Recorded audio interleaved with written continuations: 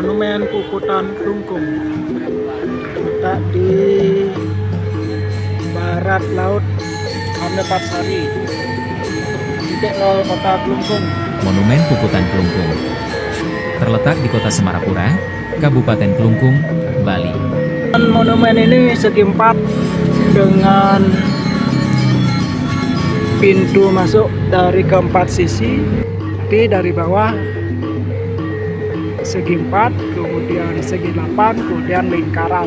Ini mengambil bentuk lingga Yoni. Monumen ini dibangun untuk mengenang peristiwa Puputan Klungkung pada tanggal 28 April 1908, di mana Raja Klungkung, Ida Dewa Agung Jambe, beserta seluruh keluarga istana dan prajuritnya gugur dalam perlawanan melawan penjajah Belanda.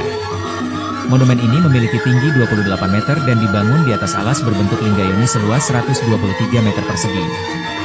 Struktur monumen ini mencerminkan seni Bali. Di sekitar monumen terdapat taman yang luas, area parkir, tempat makan, kamar mandi, dan tempat beristirahat. Monumen ini buka setiap hari mulai pukul 10 hingga pukul 17 WITA dan tidak dikenakan biaya masuk. Monumen Puputan Klungkung bukan hanya sekadar objek wisata, tetapi juga memiliki makna sejarah yang mendalam.